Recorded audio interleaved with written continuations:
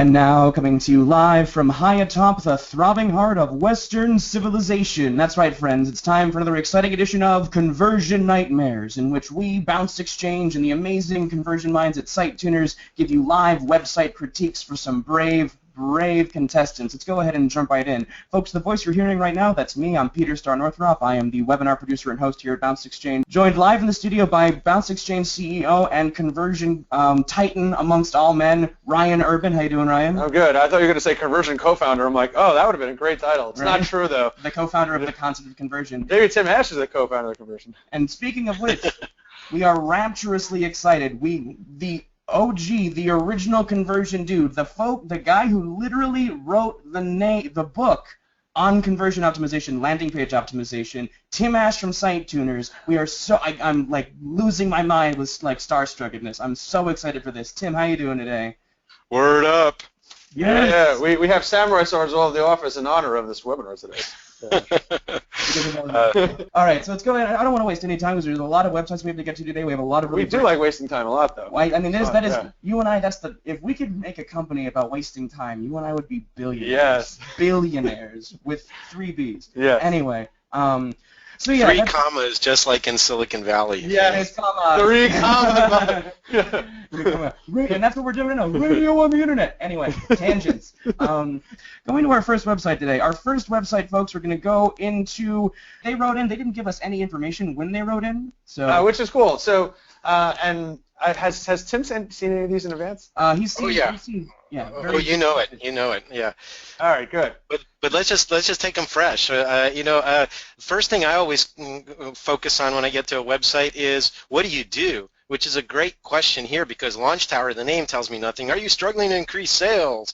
Well, maybe not, but what do you do? I mean, it doesn't tell me anything. Yeah, why would you want to work with struggling companies too? It seems like I'm looking forward to having clients that probably will go out of business. It's going to work with companies that are growing that want to keep increasing and you're going to answer and do better things for those companies. I know for us, like. We have special things to like not work with, even some of those big retailers that we think might go under. Struggling companies, that's tough one. Struggling companies probably don't have budgets, so it may not be the right things you're looking for. Well, also just there's these kind of infographics or it's like old site, new site, get a free quote. The logic of that kind of fails me. I'm not sure what that means. It just on first approximation, old site, new site. Get a free quote, like all that other stuff about 65K in sales and 218K in sales under each of those pictures. What? I didn't even notice that. I guess their new site. They used to be a publisher. Now they sell computers and cell phones. It's great. Oh no, maybe it's a mobile and desktop site combined. That's what the new site looks like. And by the way, it's great to have get a free quote. It's easy. Well, it may or not be easy, but what am I getting a quote for? Right. That's a little confusing. So again, if we don't know what you do, then why would I want a free quote? You send me a quote. Why are we talking? And Let's is L-E-T-S. There's a missing some grammar issues, yes. And then what does it mean? And the connection is like, okay, if you're actually promising a quote, what about the connection to how do you get from get a free quote? Let's talk. I mean, one is this kind of casual. I'm not asking much of you. I'm not giving you back much. But if you're going to give me a quote, tell me what in the next 24 hours, talk to our specialist, schedule your online appointment. What's the call to action of let's talk is just kind of a little too casual and nondescript there. Yeah, you know what's funny? The form field is like jumping around. It's not us. It's as this line up here. I know. That's an so you're going to type in, and all of a sudden you're typing. It's like you go to click the call to action. It's like, nope, you can't do it. Yeah, and by the way, I mean, let's move it on you. That headline is really humongo, and yeah, it's wrapping, and that's why you're seeing that. So the whole page is bouncing up and down. I have a huge problem with the readability of all caps too. That headline and subheadline and the. I'm struggling to read this headline. Yeah. Yeah. Are you struggling to read this headline? ... Question mark. That's an easy fix, right? You just make the "we want to help." You just make that lowercase letters. Or just title text. I mean, look. I mean, if everything is on the page is all cap, what you're doing is it's the web equivalent of screaming at you. It's like why? You can. Those are plenty big headlines and subheadlines like that designed to convert. They're already gigantic. Why do you need them all cap too for extra emphasis? Yeah. These things seem. I don't think eBay has their website built on your Launch Tower platform. I find that hard to believe. What's your thought on like just trust is good. Yeah, trust is good, but you're right. That's actually one of the rare times I've seen. Is like, I don't really believe you work with those, but when you actually read the claim of our websites are built on the platform trusted by, that's actually kind of I would think what they're trying to do is have a second-hand credibility. They're using some kind of platform to build stuff that other big guys use for their clients. That's what it kind of sounds like. But it almost is it built on HTML? yeah. The platform is called the web. No, joking aside, it doesn't sound like Launch Tower actually powers those websites. So it's kind of like a misrepresentation in my mind. It's worse than a trust or credibility builder. It's actually a trust underminer by using those logos. DLV is demonstration of lower value. So I was trying to figure out. I think Peter took 3 guesses on what they did, and he's like, "Oh, it's kind of like Unbounce, like landing pages." Then we're like, "Oh, it's like a conversion agency," and then it was like, "Oh, there's all these guesses." And I think when they wind up. I think they're like a conversion content management system, or they redo the website on a platform. We still don't know, and that's the problem. So start with that. What do you do? And then it's okay to ask questions. Can we help you with conversion, with driving traffic, with email, with picking your nose? You can have those as later options, but first the title of the page and another missed opportunity is kind of like the tagline under the logo, Launch Tower. Tell me what it is in practical terms, because we still don't have a clue. And by the way, we're not going to look any harder than your audience, at least on this webinar. They're not going to invest that much to find out either. They're just going to hit the back button. Yeah. I like when I like one-page B2B sites there's just way too many things in a nav up here, but I do like that where people have the option to just kind of scroll down and engage in it, or engage through clicking on a nav. The nav items, what they say and how many of them are super critical. There's way too many of these things here too. It's like, oh yeah, I want to click on visibility. Yeah, great, blazing speed. If you one thing we've mentioned before, if you put the word pricing in there, that will get a shitload of clicks. That may not be a good thing, because having pricing at the beginning, that will distract people from reading the headline. Like, what's the critical thing you want people to know, and how do you eliminate distractions? So if you have even having a quote box here, that makes less people focus on this thing, which if it was good, that'd be great. In this case, it's not good with the mobile site and desktop site combined. To me, the bigger problem, in addition to too many things in the nav bar, is that they're apples and bowling balls up there. Proving conversion, visibility, analytics, process. It's kind of like they don't really go together. The typical thing you'd have about any company, I assume it's some kind of software agency, or again, whatever it is, it's like who we can help, what we do, about us. I don't see that kind of standard stuff, and nothing for me to hook onto. It seems to be just kind of a grab bag of capabilities or features that they have or things they do. I don't even know. Yeah, and one thing I want to talk about is phone numbers. So it's a tricky thing. If people are really qualified, say if you're a B2B website like this, and maybe you get 10,000 visitors a month. Some B2B websites will get a lot. Some might get 5 to 10K. That's for a smaller business. That could be about right.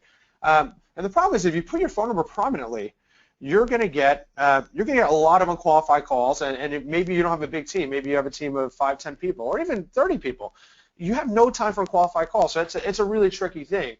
So what you want to do is, how do you identify, say out of those 10,000 visitors a month, how do you identify those people who are really, truly qualified? And there's a few ways of doing that. You can use things like Visual Visitor or like Pardot, and you can use IP records. You can, on your paid campaigns specifically, so say if you have paid campaigns or people coming in from LinkedIn, if you think someone is more qualified, then that's when you can make the phone number more prominent. Or if you have some fields where it's like, maybe there's a qualification field. On our website, we ask people what their annual revenue bucket is, deep into the... Yeah, well, we have that, and the same thing on the site tuner site. We say, are you a small business or big business? Here's the kind of revenue ranges we're talking about. But, I actually want to play the flip side of that, which is that my problem is this is a bottom of the funnel greedy grab. In other words, these people, with most, are infected with greedy marketer syndrome. It's like, hey, contact us, call us. That's all really down funnel stuff. You haven't really addressed the needs of the people earlier in the customer journey or prospect journey at all. It's kind of like,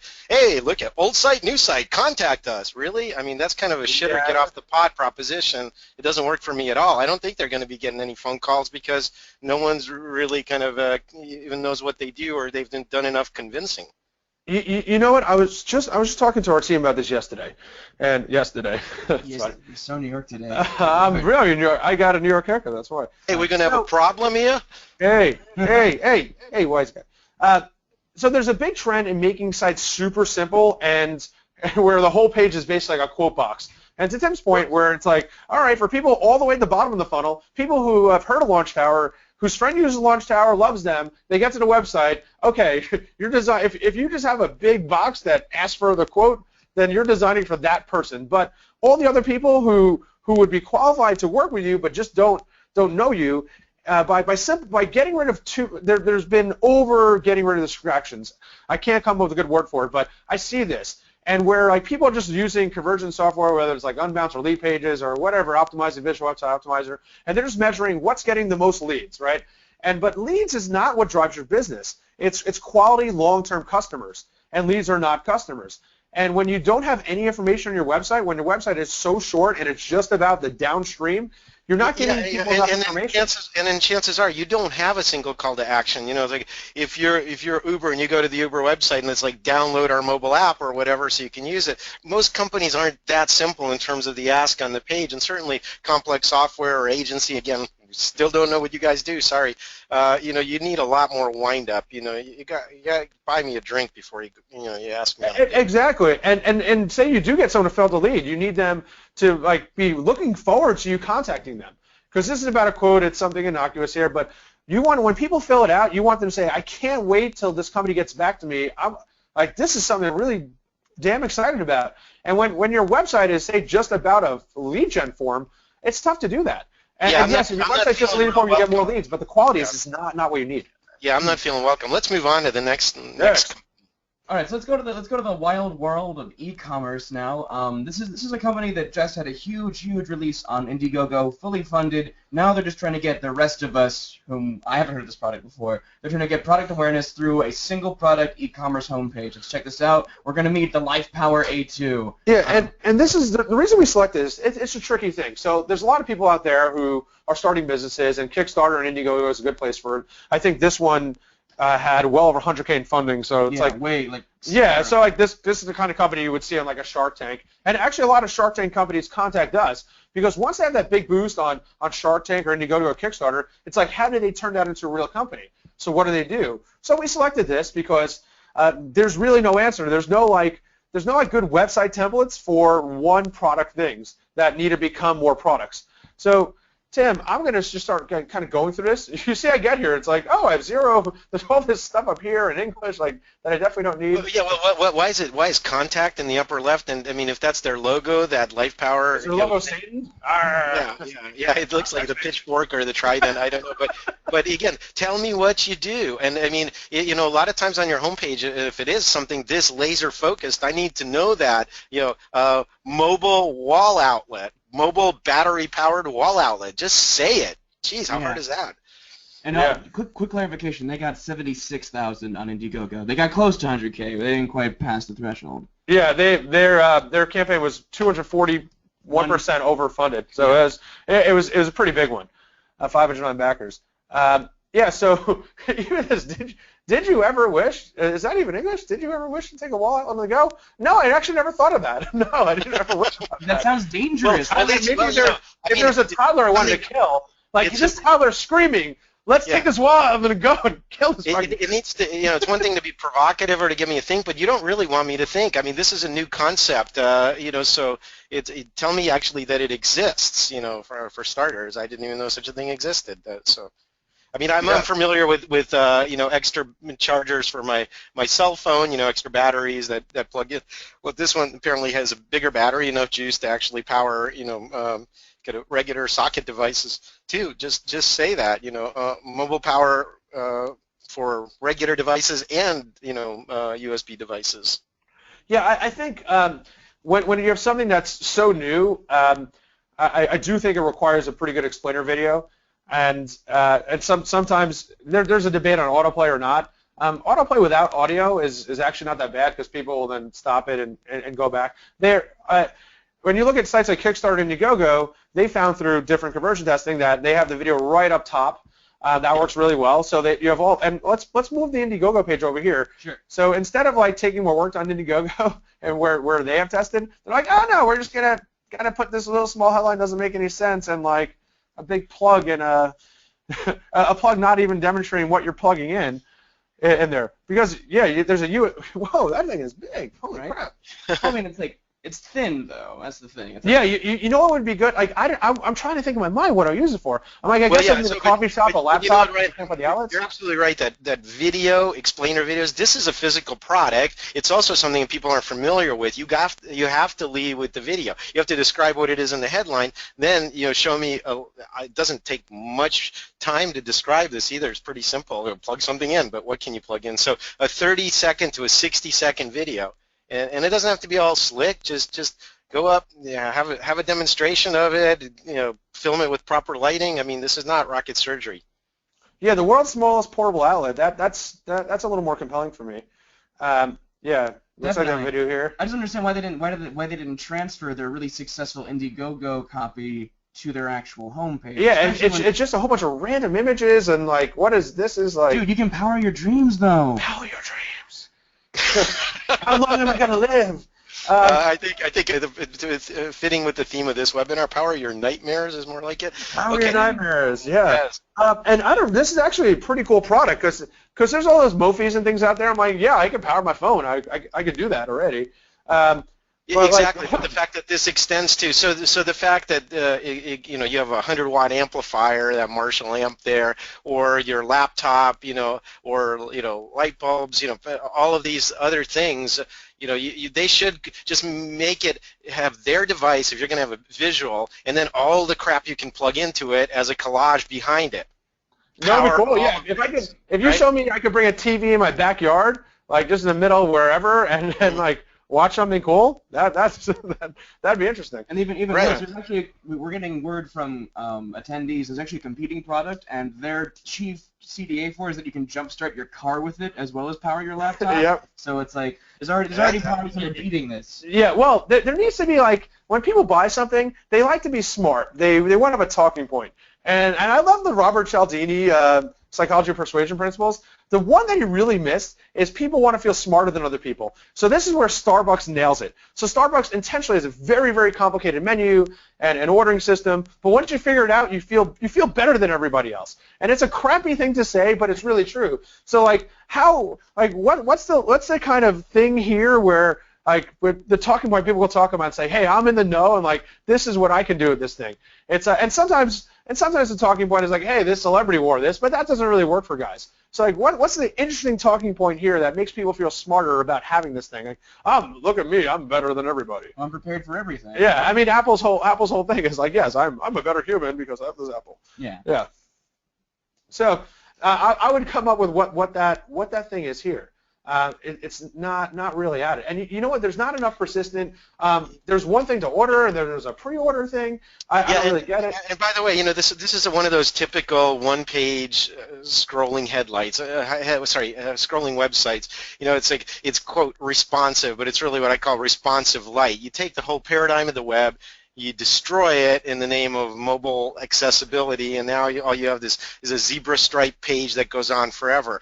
And they're mixing technical specs and validation about the fact that they were on Indiegogo and a bunch of other stuff. Hey, where's the navigation? Why do I have to scroll the whole page and just have some random-ass order that you put this stuff in? Give me navigation.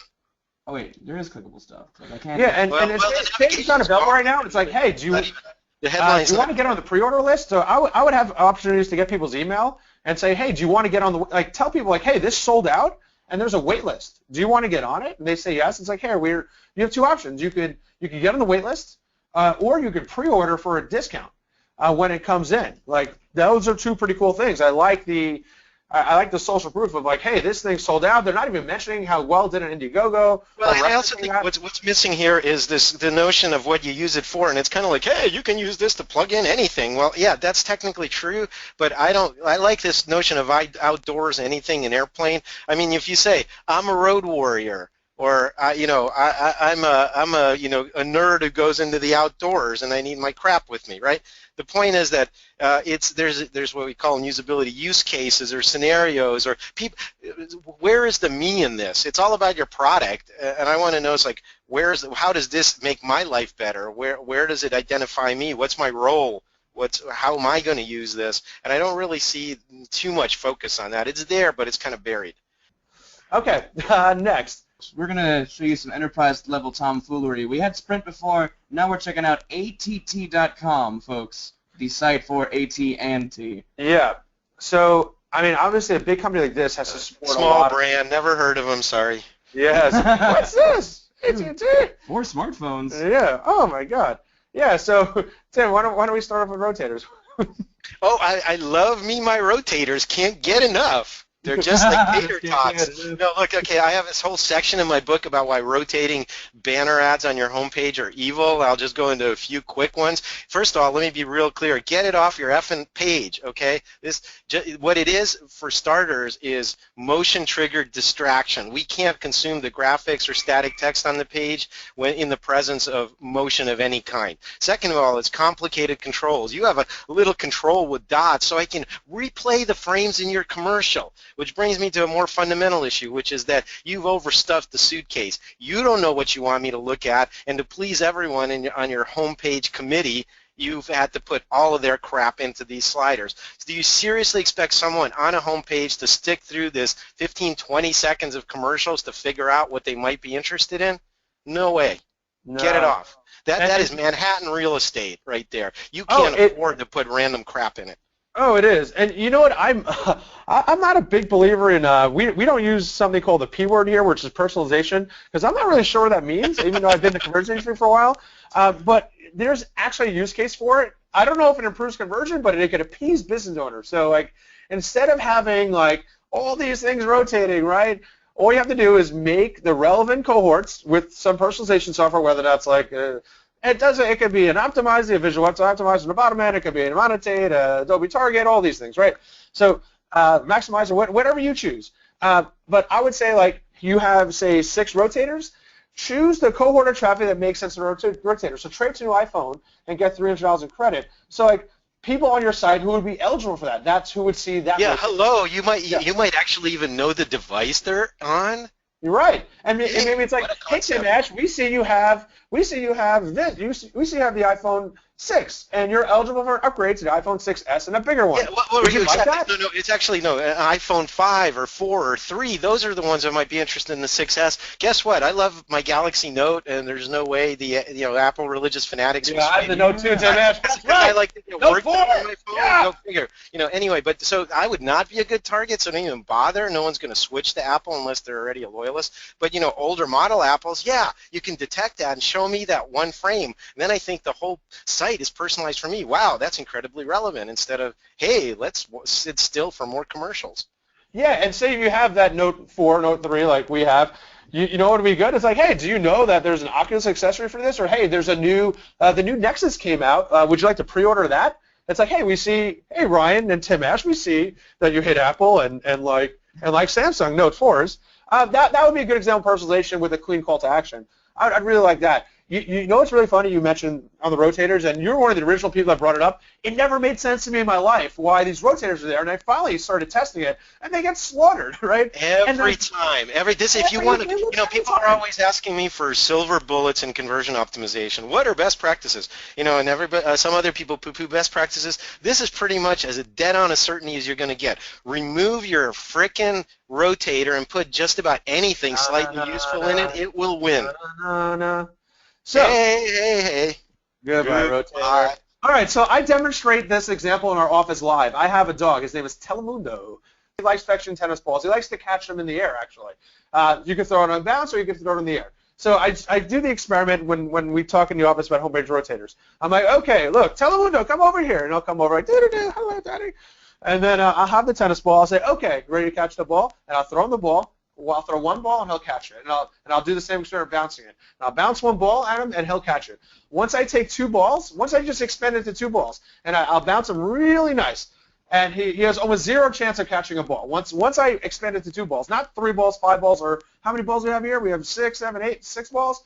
Once I expand it to 2 balls, his chances of even catching one are almost down to 0. And that's just like a basic real life example of like once you start having these like apoplectic rotators, like no one can have focus anymore, and you lose everything. So it's kind of greed at what Tim said of appeasing all these business owners. It's like, hey, well, this is a new thing for us. AT&T mobile technology. We can track on this initiative. I want a slice of that rotating banner slider. You know, the hardest thing to do is edit and prioritize, and that's your job, especially on a homepage. The homepage has 2 main jobs, if you think of it most broadly. One is anti-bounce, which is get me to stick around because it's credible and it's relevant. The second is give me a map of the world. What are my options here? Map of the mundo. Basically, map of the telemundo, and get me off the homepage. Your job is to get me off the homepage closer to relevant content. Okay, now here's and these are things that we try to do. We don't do bounce, we don't do A/B testing or personalization, but we do behavioral stuff. So let's say this shop Uverse online. Well, let's pick out one of these rotators. And we gave a good example before, but yeah, it's about like picking the relevant cohort and how do you, if you want to get traction towards a new initiative, figure it out. Let's give some actionable advice on what you should do with your homepage. So some things I think are really important and no one does is if it's someone's. A lot of times people come to the homepage or have been there before, so you should prominently list their recently viewed products. That's how you can make it a little more behavioral. So create absolutely. I mean, it's like, hey, last time you were here, you were looking at Uverse packages or direct TV packages or what have you. It's like, give me a shortcut. Don't make me do it over again. Don't. You're like an amnesiac. It's like, hello, welcome back to our homepage. Who are you again? I mean, that's rude. You know what we do with some of our travel clients? Because whenever you do a search on a travel site, a few things happen. Once you click the back button, it breaks, and you have to do it all over again. It's so frustrating, right? And once you come back to it, say they were targeting you with ads, and then you come back to the site, and it's like you got to do that whole search all over again. You got to do all the filters and this. It's so annoying. So. The prices for like flights and hotels usually only good for like 15 minutes. So then, and even if you don't go away, you stay there. It's like, no, you're dead. And you go back, it's like you get error message. So what we do is people come back to the site, and well, this is a good time for like an overlay, or we'll say like, hey, we see that you searched for a flight going from JFK to Berlin on these days. For this many passengers, do you want to, and the price may have changed. Do you want to see do you want to redo the search and see the price? And they click yes. We just redo their search. Yeah, really even if you have to pull the information live again, but at least you know the kind of information I'm interested in. So whatever degree of remembrance you could have, or in reinserting me into the experience, absolutely. For returning visitors, there's no excuse. Here's a killer one that you don't really see, and you could either do it as an overlay, you could do it as an inline campaign. If someone left something in the cart of the previous visit, which is going to happen a lot, it will happen. Well, that's just gold. Yeah. I mean, I'm sorry, but picking up gold nuggets because that banner should say, hey. Instead of having or in addition to having the little thing that says you have one item in your cart here, make it the size of this. It's like, hey, you left one item in your cart. Want to see if it's still available, and you can have a button that says View Cart, and another button says Check Out Now. No, you should actually show an expanded cart in the body of the page. Say, this is what you have in your cart. Do you want to check out now so I can go straight to the checkout? That's like a basic best practice. We try to set it for all of our clients, and we're doing it on mobile now, too. It's just killer. Because a lot of people and this is assuming shopping. I mean, I want to know, it's like, home services, mobile stuff, business. I want to know kind of the high-level breakdowns of, again, I just want them to get me off the homepage because this is just guessing at what I want. That's the other problem. I think this calls for like a site tuner homepage thing where if basically you should have enough information on people from previous visits, but if you don't, then they fall into the cohort of like let's try to get them to the right place. Yeah. So the whole point is like at a high level, your navigation should be a form of market research. On our homepage, we say, are you a small business or a big business? Well, we know now the distribution. 90% are coming through one, 10% are coming to the other, or whatever it is. So, you can structure your high-level navigation as a way to segment people, get them very quickly to relevant information, but also understand how many people in those categories and subcategories are visiting your site. Who are you? What are your interests? One level down. What are you here to do? That kind of stuff. So structure your navigation in a user-centered way, and you'll also get free market research. Oh, and also like AT&T is crapping out. Great.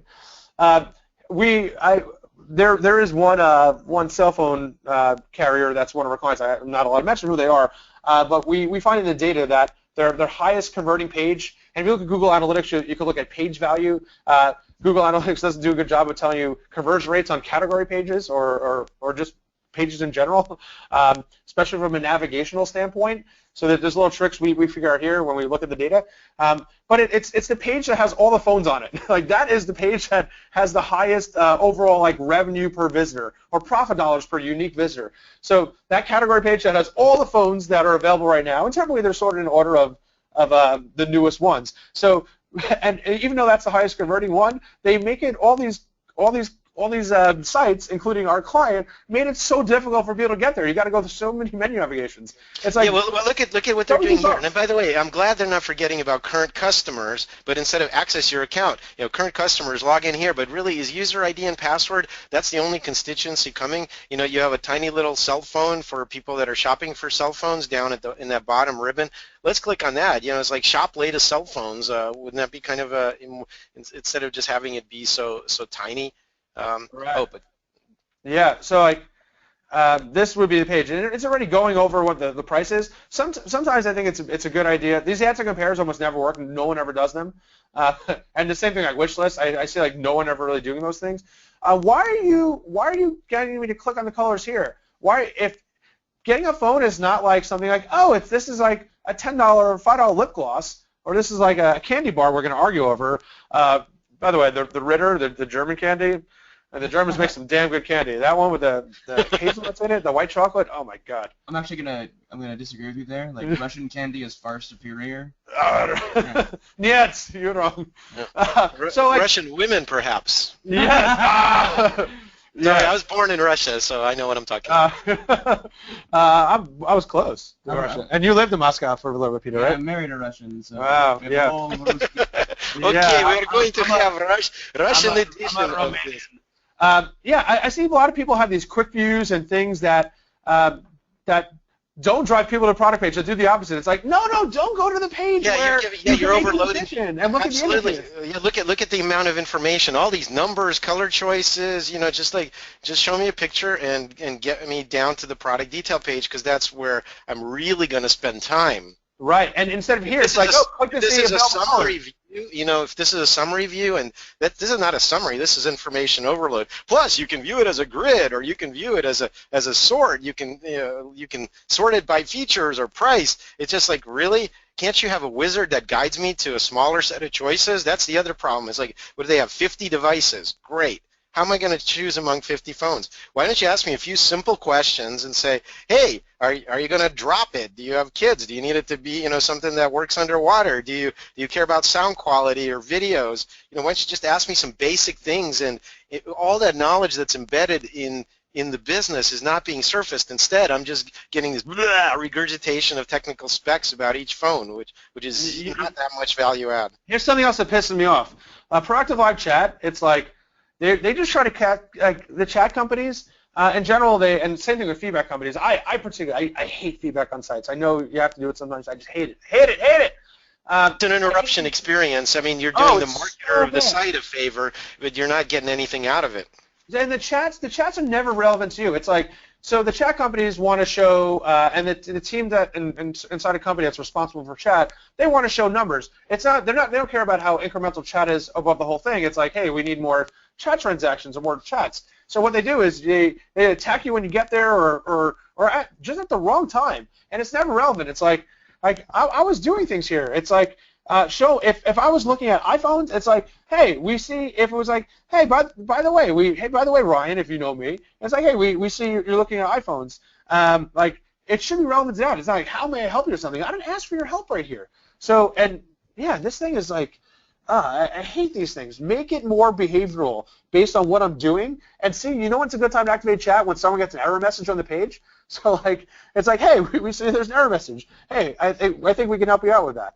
Look at the times when people actually do chat, and then ask it then. Don't just like send up. Yeah, I mean, Here's kind of the worst case scenario, which is you just have a dumb rule firing about, pop-up chat after 5 seconds or 10 seconds Oh, of the worst. inactivity on the page, and then predictive is a little better, but really, why not actually look at what I'm doing and cue into that? All right, well, let's go on to the next site. Next site. All right, so we're going to go a little bit more into the content space because, I'm biased. I live and die on content, so forgive me for going here.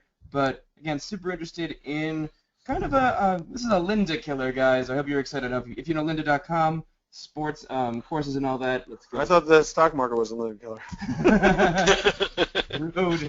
Rude. No, we're going to go to Further Ed. Cleverest name for a website known to mankind. Oh, I thought it was Further Ed. Further Ed. Quick primer here. Same idea. They have courses, continuing education. Okay. I like a couple of things here, and I hate a couple of things here. The headline is great. It tells me exactly what they do. Continuing professional education, right? So this is, as opposed to lynda.com, learn to play guitar or all the other things they offer. This is continuing professional education. That's great. But then they have this kind of free-form search. That's not a good idea. There's very different continuing professional education for nurses and real estate agents and financial analysts. So why don't you tell me the breadth of that so I could just get off that page and go to I have no idea what to search here. Yeah. Why would I search? It's like, random crap. Well, we have 400 courses. They all apply to you. That's not true. If it's professional education, I know what my profession is. Help me self-select. And then that parallax scrolling or Oh, yeah, that's right. In the background, it's like, oh, shoot me now. So that's why we chose this. That's a poor graphic designer at work. Yeah, this looks really cool. It's like, oh, look, this looks like a nice website. I'm very happy with it.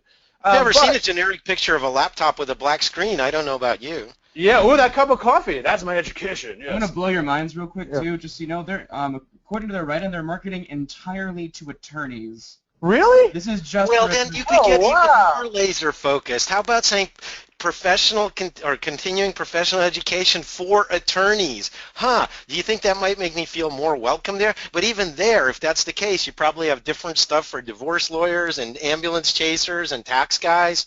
There's all kinds of different subspecialties of law. Make me feel at home here. It's such a bad idea to outsource your website design to like a fancy agency or a UX person internally. It's really tough because they're going to say, I really like Airbnb site. Let's make our site look like this. Like if you have two 30-inch Mac screens and are wearing a beret, you shouldn't be designing the website. I don't have a problem with usability people designing it because they're the ones that are going to care about the needs of the visitors. Yeah.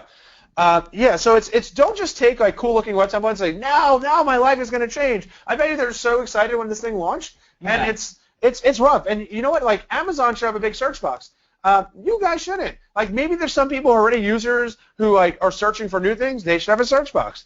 For people coming the first time, to Tim's point, it's like, what am I doing here? Okay, so there's two ways to slice and dice it. One is your subspecialty of law, if they really are that focused. The second would be, who are you? I'm an individual that needs to get my certification, or I'm a company looking to find a source for, licensed continuing education for all of my attorneys.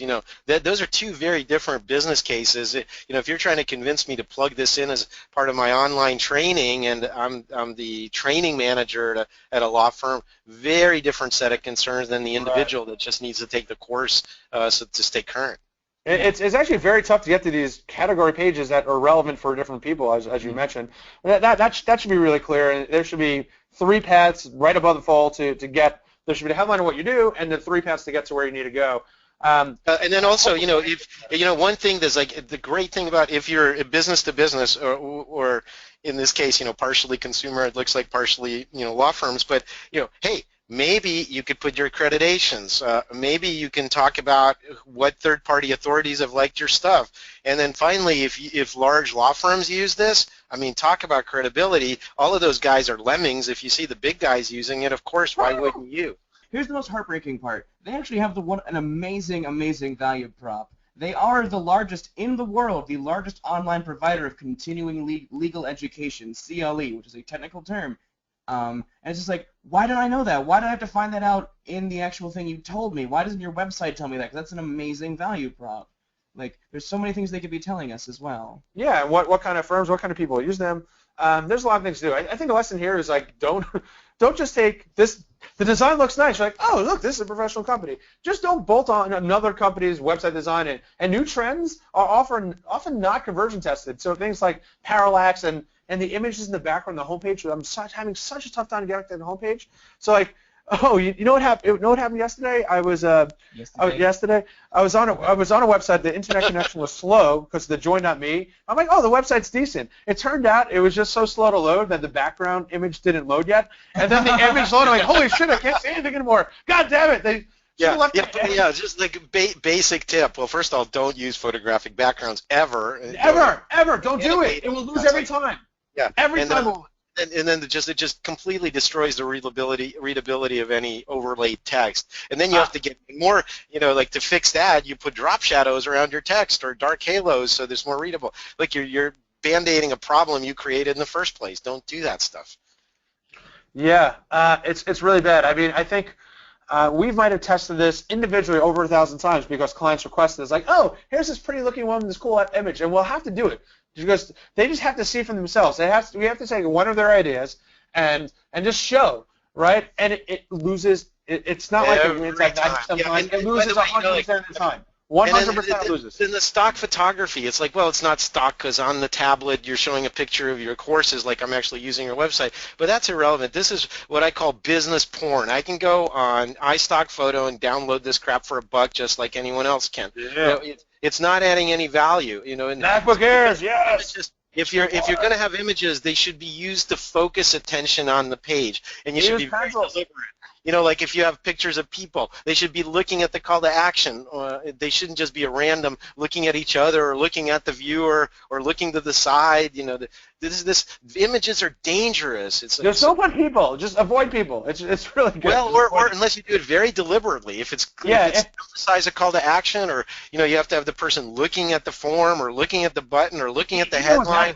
Even with that, it's tough. And if you have something that's targeting women, just almost never use imagery. I mean, if you're selling e-commerce products, you do have to show it on different models at certain points, so you want to show a lot of them, preferably as neutral as possible. Maybe don't even show their heads. Not joking. Guys, you can get away with a little more imagery, but it's if you're targeting women, just don't put imagery of people there. They're going to get focused on the outfits. It's going to be complete distractions. That's another thing that literally loses every time too. Just avoid people, even like celebrities. It's like, ooh, I don't like that outfit. Like, that hairstyle, I don't know about that. I'll disagree with you unless if the celebrity is a credible spokesperson or authority in whatever you're trying to sell. That's a form of trust and credibility. Yes, it is. You should absolutely use them. But again, how you use them, the exact picture. If you just do a celebrity photo shoot and they're looking at the camera and locking eye contact with me, I think it's a real person. I don't realize it's a picture in front of inside of a web browser or on a web page. So that's just wasted attention. You have to use the celebrities in the context. Was on here saying, when I self-study, I use further. I'm like, okay, maybe I would just. So the key is you always want to remind your viewers that they're on a website. You don't want to take them out of that experience. You're not like making art or anything. You want them to know precisely where they are. And what's benefiting them, what they should do. It's not that complicated. All right. Yeah, let's go on to the next one. Yeah. All right. So since we're at almost the hour, you have a choice. We could either go for a random impromptu one that I have, a really cool landing page that it is it's a Petrol company, first of all. So I guess we can skip all the stuff about the rotating banner sliders and the fact that I don't speak Spanish or Portuguese. Maybe I'm not sure which it is. So I'm not really sure what to do here. It looks like it's Spanish. It's about the oil industry. What I would start with what I don't see here. If this is some form of credibility. So probably a well-known brand in the oil industry in Mexico or whatever, but I'd like to see companies they work with or their clients or something in the B2B. And then it looks like they're trying to get you into upcoming seminars. That seems to be the play. But it almost looks like book download. So to me, those little thumbnails are a little weird because they look like downloadable assets. They do, and they're not clickable either. This is a big mistake. If you have logos or things like thumbnails or like this, they have to be clickable. People click on it. When I look at click map, heat map stuff, the first thing I look for is all right, what are people clicking on that's not clickable, and let's fix this. Let's either get rid of it or make it clickable, or have it do something, right? So this is a big mistake. Don't do this. And also the amount of detail on those little thumbnails is just overwhelming. Why do I need all that? Why don't I just need to understand the topic of the webinars, right? Right. If I'm going to seminars, this is about lead generation. So like I would have things of getting the lead so people get access to all seminars and driving people to individual ones. So like it's really difficult to ultimately get to one. Holy moly. Okay, well now here, this is a long form, and again, customs are different in terms of what people are willing to accept in Mexico or what's an acceptable amount of annoyance, but it just seems to me that look at this, names of participants, emails, and then you have a little, interface control for add participants. Really, I'm expected to build this iterative list. Let's click on add participant. Tim, do you like regular gyros or chicken gyros? Okay, so as long as it's a 50 DOS, I don't care. No, but seriously, click on Add Participant. You're expected to decipher this really, really complicated thing and user interface and add and remove, extra people. Why don't you just register me and then say, hey, want to register another person? You're making this really, by the way, hey, if everything's required, why do you need all those red required stars by each input field? Well, by the way, they're asking for billing information, but I think I don't know where I saw the price, so I better know what I'm getting into. Yeah. Maybe I missed it. Did you miss it? Let's scroll up to the top. On this page where you're asking me for billing information. No, it showed it on the previous part. Yeah, but you know what? Yeah.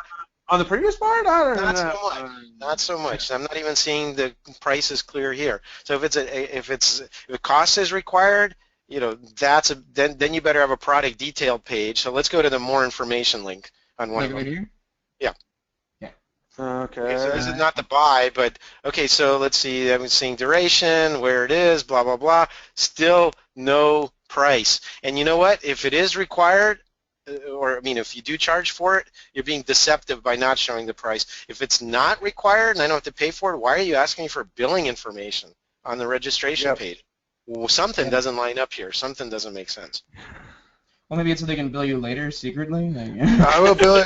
Put you on an auto subscription model. We'll debit your card $100 every day. Every day. Yeah, it works. Every day forever. Yeah. Just give us your credit card. It doesn't matter how much it costs. Trust us. Yeah. All right, I think that's the last one for today, right? All right, I mean, we got 2 more minutes. We got plenty of stuff left. I got. Do you have any questions from the audience? Has anybody been typing in any questions? Maybe we can field a couple of those. Well, I do have one quick question going back. Oh, there's a lot of stuff here. Here's the thing. You guys gotta answer this question, but I just want to give credit where credit's due because Dan McGill has done a great job of following along with this webinar and following the themes and asking us really good thematic questions. So just real quick. So going back to the very first one we did, going back to LifePower, going back to Launch Tower. Dan just asked real quick, don't you think it's single-page sites like this, which you say that you're a fan of in principle, that are causing this trend of... I'm not a fan. I effing hate them. Okay, so we all hate them. I was a fan. It was my fault. Don't listen to me. Listen to the conversion experts. I'm a content guy. I talk forever. And it's not about having a longer short site. It's relevant stuff. Yeah. So what is Dan's question?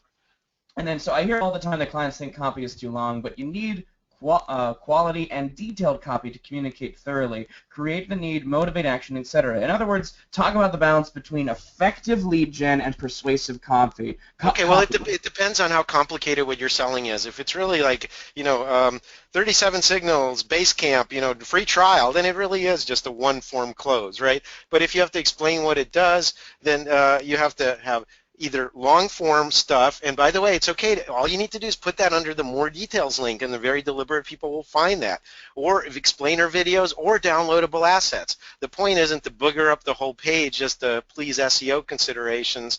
It's to make it in whatever format I want to get that additional detailed information in. Yeah, and here, I think Amazon does a very good job of taking a product page and having a lot of information on it, but having it formatted where it's very scannable, very readable, and knowing the order of what things should be in, where it's not a lot of specs. So I think it's a pretty good format of how you can have a longer page that's a little more scannable. And it's not about having a long page about what the content is, but I think they do a pretty good job of that for a very, very, very, very ultimately cluttered website. Folks, thank you so much. It's been an awesome experience. Just a really quick plug before we close out here. This is not going to be our last. Oh, where are we at? This is not going to be our last webinar with Site Tuners. We actually have an amazing one with. Don't do that.